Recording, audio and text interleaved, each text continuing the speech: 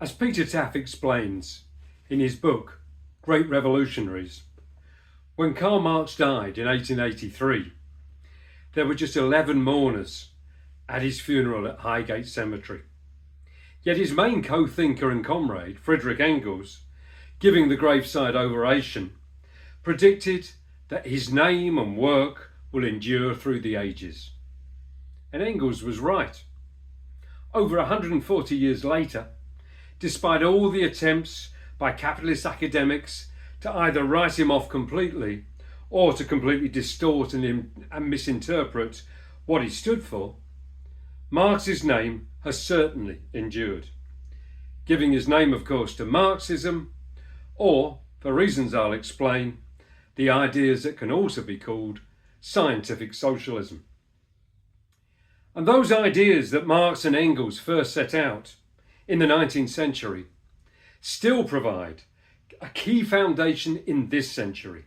In fact, the only real foundation for anyone who is serious about changing the world and finally getting rid of war, poverty, inequality, oppression, climate catastrophe, and all the other horrors of capitalism.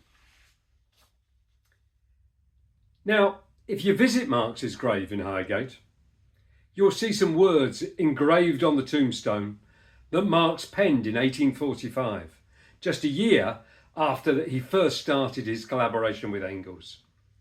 They read, "Philosophers have only interpreted the world in various ways. The point, however, is to change it." And that's why anyone who thinks Marxism is something that can only be properly studied in a library or a college seminar really hasn't understood what Marx and Engels stood for. Yes, they were great thinkers, but above all, they were great revolutionaries. They didn't just want to study what was wrong with the world, but to change it. And that's why they supported trade union struggle and fought for workers to build their own political parties, helping to found both the Communist League, famously writing its Communist Manifesto in 1848, and then the International Workingmen's Association, better known as the First International, bringing together trade unionists and socialists from across Europe and beyond. It organised international solidarity action to help prevent scabbing on strikes, for example, but above all, it was the first attempt to build an international with the programme, ideas and sufficient roots in the international working class to bring about the socialist transformation of the planet. Now, there's an important chapter in the Great Revolutionaries book that focuses on Marx and Engels' work with the trade unions, something usually completely overlooked by academic so-called Marxists, and, it has to be said, by some of the supposed Marxist left opposing trade union affiliation in your party too. Now, the young Engels had spent over a year in the working class districts of Manchester, learning from workers about the conditions that they lived and worked in and their struggles, both in strike action and in the mass political struggles of the Chartists, the first ever mass working class movement. This was also, by the way, where he met his long-term partner, Mary Burns, the daughter of an Irish cotton worker. And in the book that he wrote at the time, The Conditions of the Working Class in England, Engels explained how large-scale industry concentrates in one place a crowd of people unknown to one another. But the maintenance of wages, this common interest which they have against their boss, unites them in a common thought of resistance, in combination. And right from the start, therefore, the young Marx and Engels grasped the significance of working class combination, of workers coming together in their common struggles over wages, hours and conditions, as well as the wider struggles for the democratic rights that the Chartists fought for housing and trade union rights and so on. And that's why they also recognised the importance of building the trade unions and political parties that workers would need to carry out those struggles. This was an idea which Marx and Engels famously spelt out at the end of the first chapter of the Communist Manifesto. The advance of industry, promoted by the capitalist class, replaces the isolation of individual labourers by revolutionary combination. What the capitalist produces above all are its own gravediggers. In other words, when the capitalist class brings workers together in the workplace, to exploit them for their own profits, of course, it is unwillingly also creating another class with the potential power to overthrow them. To stop that exploitation, both temporarily when workers take the strike action needed, or permanently when workers use their collective strength in organisation to lead a socialist revolution, as the workers of Russia did in 1917. And it's for good reason, therefore, that Marxists stress the need for your party to be based on the trade unions. Now, the creation of the organised working class as the gravediggers of capitalism is one of the key concepts of the Marxist science of socialism. But socialist ideas existed long before Marx and Engels. For example, there's a marvellous chapter in the Great Revolutionaries book on Gracchus Babeuf, who at the end of the French Revolution called for an end to the rule of the rich and a world where all things were held in common. In Britain and then America, Robert Owen set up model factories and communities designed to be based on cooperation instead of exploitation, which included children's schools, which Marx saw as the germ of the education of the future, by the way. But these were what Marxists would call utopian socialists. Babeuf and Owen wanted to show the world the benefits of creating a different kind of society, a socialist utopia, if you like, but hoped that their arguments alone could convince humanity and the wealthy to change their ways. At that stage in history, they could be excused for a certain naivety. Sadly, there are other essentially utopian socialists still around today, who still hope that the capitalist class can be gently persuaded to give up its wealth for the good of all. However, they have failed to learn from 2 centuries of dictatorships and counter-revolutions that, like every possessing class throughout history, the capitalists will fight to maintain their privileges with every power they can call upon. Unlike the utopian socialists that preceded them, Marx and Engels were the first to apply a philosophical, historical and economic analysis to the ideas of socialism, to explain scientifically, if you like, how capitalism arose in the first place and how it can be overthrown.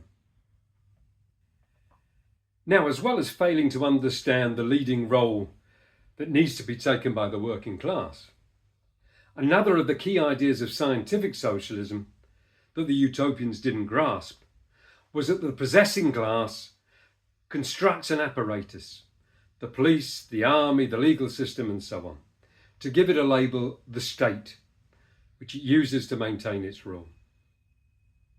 And the Communist Manifesto explained that the executive of the modern state is but a committee for managing the common affairs of the whole bourgeoisie. In other words, the state organisations aren't there as some kind of neutral force to protect justice for all, but they're there to defend the interests of that ruling minority against the exploited majority. But Marx and Engels learned from the experience of an event that took place in their own lifetime, the Paris Commune of 1871, when the working class held power for 2 months, but then ended up defeated. An updated Communist Manifesto spelt out the lesson learned, that the working class cannot simply lay hold of ready-made state machinery and wield it for its own purposes. In other words, a workers' government would need to create its own organisations, just like the Russian workers did through their workers' councils or Soviets created in the 1905 and 1917 Russian revolutions. Marx and Engels also explained how the Paris Commune had developed new forms of democratic organisation, pointing the way for the workings of a future workers' democracy under a socialist society. All posts, for example, were filled by election, subject to recall at any time by their electors. All officials received only the same wage as other workers. Those facts alone explain how far away Stalinist so-called communism was from what Marx and Engels, and Lenin and Trotsky for that matter, really stood for. Now, as well as identifying the key role of the working class and for the need for them to create a new kind of state, Marx and Engels also set out what Lenin later called the three component parts of Marxism: historical materialism, dialectical materialism, and Marxist economics. And, like any science, those parts need to be studied and applied. And I'm only really going to be able to very briefly outline them in the time I have here. All three are based on the philosophy of materialism, summed up by the words, "It is not consciousness that determines conditions, but conditions that determine consciousness." Or, alternatively, in the words of an advisor to the US President Bill Clinton, "It's the economy, stupid." The idea that you need to look at the economy and people's conditions of life to explain how people are thinking, acting, or even which US president they're voting for, rather than the other way round, seems perhaps more obvious now than it did in Marx and Engels' time.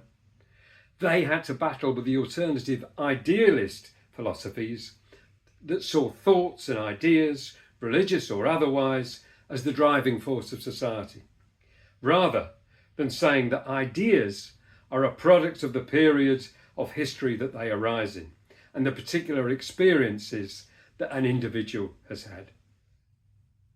Marxist historical materialism similarly explains that the key to understanding history is to understand the changing economic forms on which human society has been based. The first human societies were of hunter-gatherers, with goods shared communally, and where decisions were arrived at by consensus, with positions of authority earned rather than enforced. The development of permanent settlements and agriculture raised the productivity of labour beyond subsistence, allowing a surplus to be produced, bringing society forward. Tools, pottery, a surplus of the amount of food and other goods, and also art and culture as well. But as Marx and Engels put it, from that point onwards, the whole history of mankind has been a history of class struggles between exploited and exploiters, between those who have to work to create surplus wealth and those who control it. The empires of ancient Greece and Rome created art and literature that is still admired today, but all built on the wealth earned by the mass exploitation of slave labour.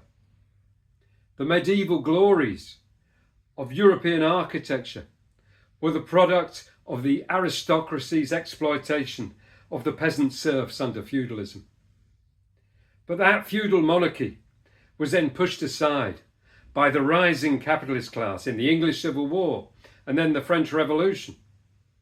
These revolutionary changes prepared the way for a new form of society, capitalism, that could, at least at the outset, again better develop the productive forces, or now on the basis of a new form of exploitation, that of wage slavery of the working class, alongside, of course, colonial exploitation and the transatlantic slave trade, it has to be said. But in turn, the working class could bring about a new revolutionary change to again bring society forward through constructing a socialist society. But the processes I've sketched out here also illustrate some of the laws of change that form part of the second fundamental component of Marxism, the philosophy of dialectical materialism. These include the law of quantity into quality, how the gradual building up of tensions over time between the old ruling class and a new rising class can produce a sudden change, a revolution. Another aspect of dialectical change is the negation of the negation. How change can take place in one direction to then return back to a previous direction, but at a higher level. The shared communal ownership and cooperative decision-making of early human societies was abolished, negated, by societies where private ownership and oppressive state rule dominated. A socialist revolution can reverse those changes and bring back common ownership and genuine democracy, but now at a level of production that could afford everyone a high standard of living, not the subsistence levels of a hunter-gatherer society. As a result, the need for an oppressive state to protect the wealth of a privileged minority can start to disappear. The state can gradually wither away. More generally, dialectics means looking at all sides of every process and seeing the different, often contradictory processes at work. For example, why are some workers voting for Reform UK? Of course, it can be driven by elements of racist prejudice and of backwards nationalism, but also by deep-seated anger at the capitalist establishment and the massive gulf between rich and poor. One of these tendencies can strengthen reaction, the other can be harnessed by a genuine workers' party.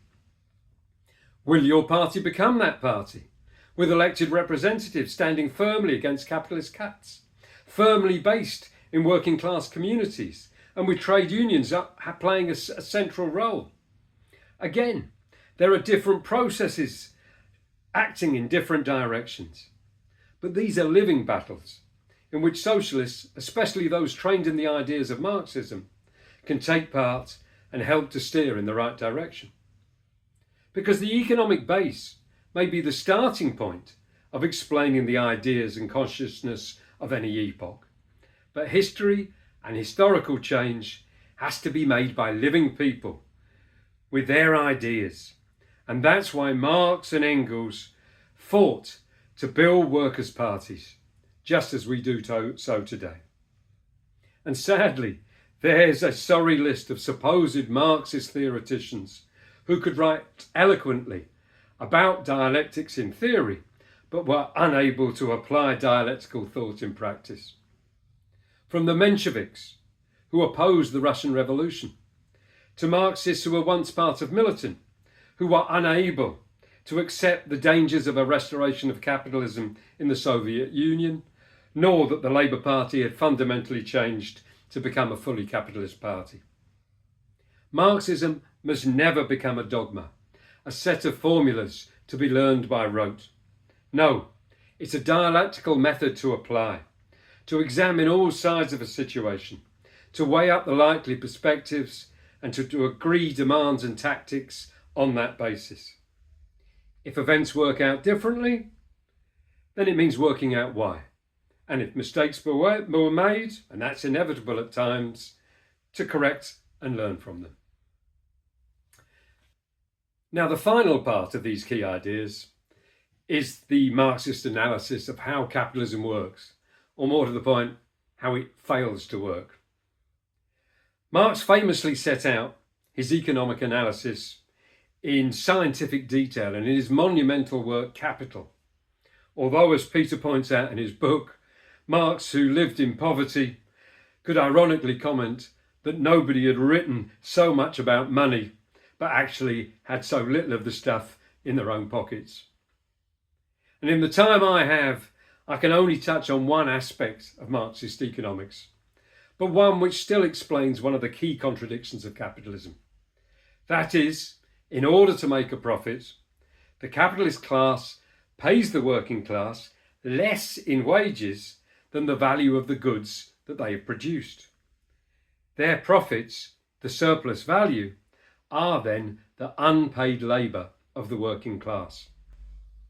To keep up with their competitors, capitalists and capitalist governments are driven to try and cut costs to increase that surplus value by keeping the cost of wages and services down and the length of the working week up.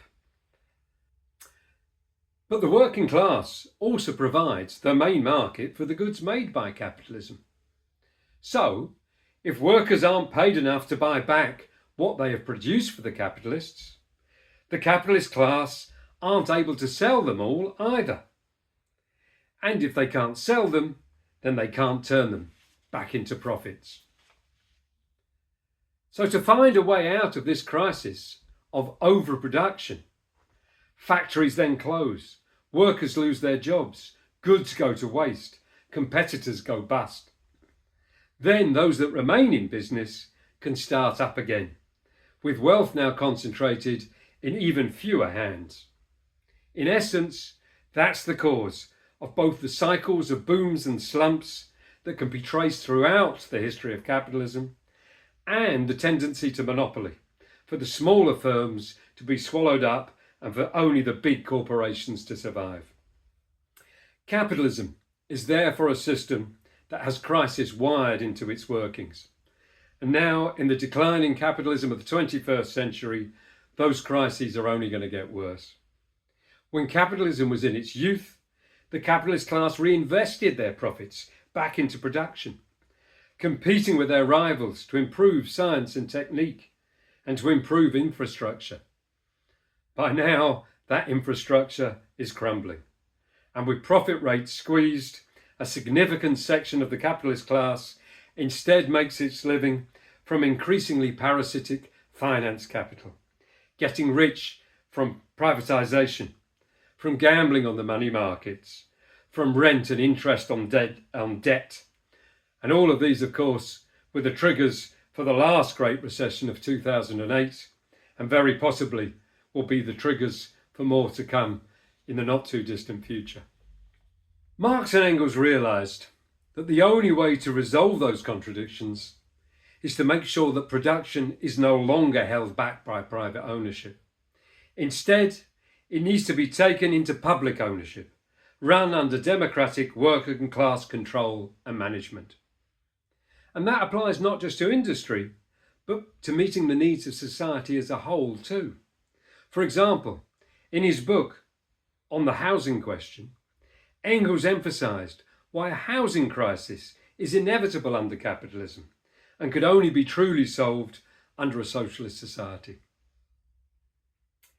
But Marx and Engels never stood on the sidelines preaching revolution from on high. In fact, they were withering in their criticism of that kind of sectarian behaviour. To take another quote in Peter's book, from the young Marx of 1843, "We do not confront the world in a doctrinaire way with a new principle, saying, 'Here is the truth, kneel down before it.' We do not say to the world, 'Cease your struggles, they are foolish.' We merely show the world what it is really fighting for, and that consciousness is something that it has to acquire, whether it likes it or not." Their tactical approach was one that still applies today. As they put in the Communist Manifesto, Marxists should fight for the attainment of immediate aims, but in every movement, bring to the front, as the leading question in each, the property question. In other words, Marxists fight for every reform, for every partial gain that can be won out of struggle, as we have helped to, in, of course, many trade union battles, in the homes, jobs and services won by the struggles of Liverpool Council in the 80s, in the defeat of the poll tax, to name but a few. But in all those struggles, we point out that the only way to make permanent gains is to change society. And understanding Marxism means recognising that the working class, even if beaten back and without adequate leadership, will still move into struggle. That's because it's forced to, by the insatiable drive of capitalism, to make the working class pay for its crisis, and to maximise profits by keeping the cost of wages and services down and the length of the working day and week up. The battle over pay and hours is, after all, the basic cause of virtually every workplace dispute, and what drives workers to fight collectively through their trade unions to defend their pay and conditions. And sometimes workers can win, and when the balance of forces allows it, reforms can be won. As with the NHS, council housing and trade union rights. But as we see in Britain today, gains that were won in the past are clawed back over time, as long as capitalism remains in place. And again, to quote once more from Marx and Engels in the Communist Manifesto, "Now and then the workers are victorious, but only for a time." But then they add an important phrase: "The real fruits of their battles lie not in the immediate result, but in the ever-expanding union of the workers." And why is it that the union of workers is so important? Well, to return to the points I started with, once you've identified the working class as a class that can change society, then it's clear that Marxists and Socialists have a responsibility to support the working class as a whole, to build and strengthen its own independent class organisations, trade unions and parties, through which they will not just fight for reforms, but can organise revolutionary change as well. For example, in one of his annual reports for the First International in 1868, Marx wrote, "If the trade unions are required for the guerrilla fights between capital and labour, they are still more important as organised agencies for superseding the very system of wage labour and capital rule." Marx, until his death in 1883, and Engels welcomed every step taken by the workers towards establishing their own independent parties. Engels, for example, was encouraged by the decision of gas workers to stand their own candidate in Ireland back in the 1890s, separately to the middle-class Irish nationalists, no doubt with the input of Marx's daughter, Eleanor, who played a key role in the organisation of the National Union of Gas Workers. He also welcomed the foundation of the Knights of Labour in the USA following the end of the American Civil War, which built to a membership of 100,000, and Engels hoped it would be the first step towards the US Labour Party, despite its often confused outlook. But Engels explained, "It's far more important that the movement should take root and embrace as much as possible the whole American proletariat than that it should start and proceed from the beginning on theoretically perfectly correct lines. There is no better road to theoretical clearness of comprehension than to learn by one's own mistakes. The great thing is to get the working class to move as a class. That, once obtained, they will soon find the right direction." And therefore we can be absolutely sure that Engels would also be campaigning with us today to put the unions at the core of a new workers' party.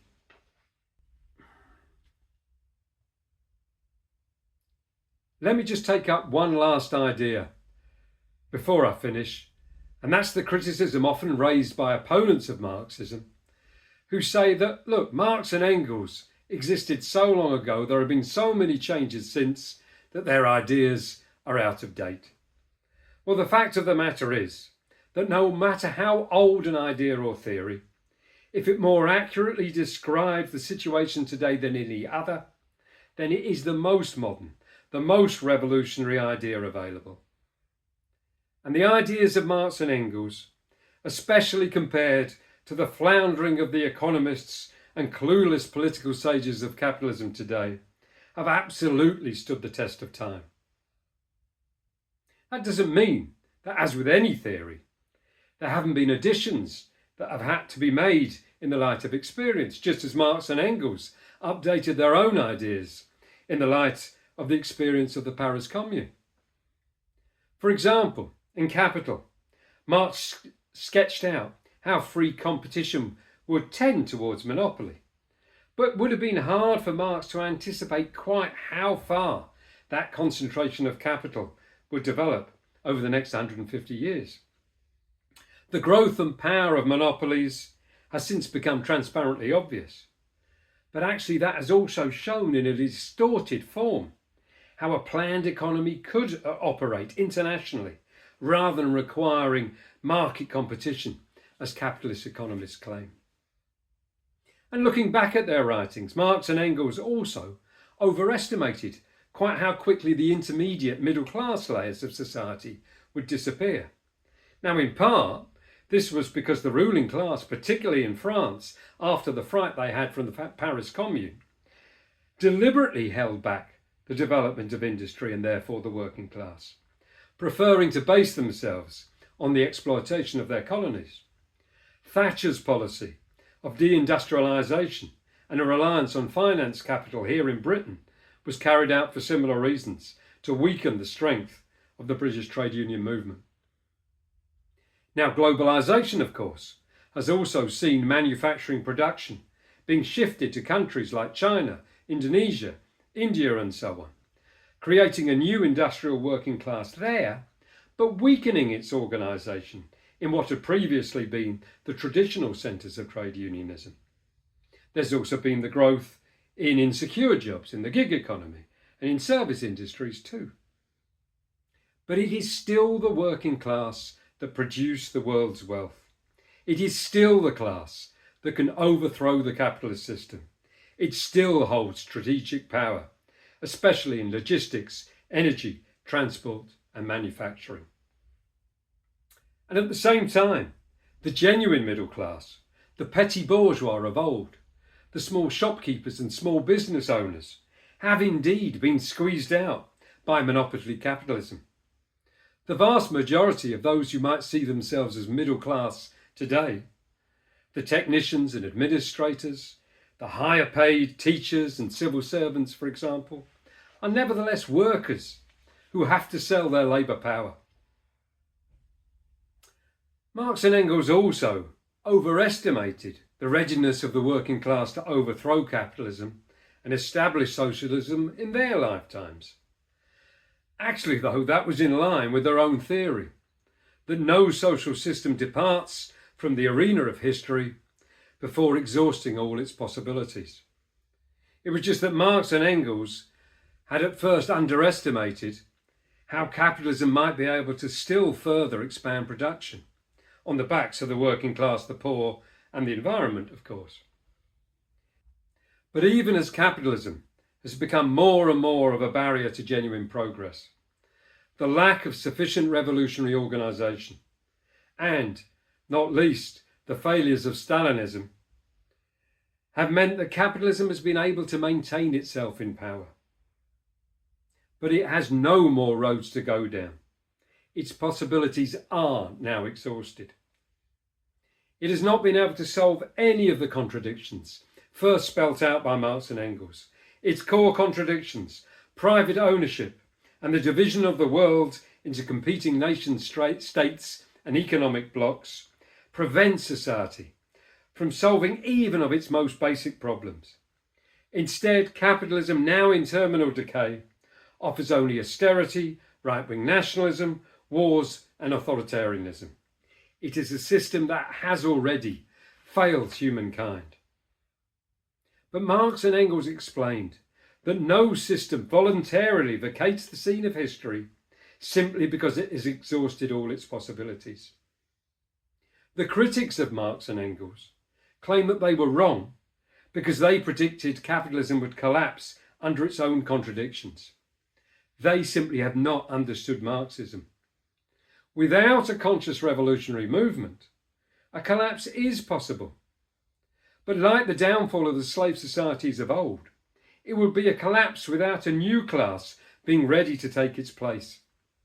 Such a collapse would be a threat to all future society, whether that comes through, say, environmental catastrophe or even nuclear war.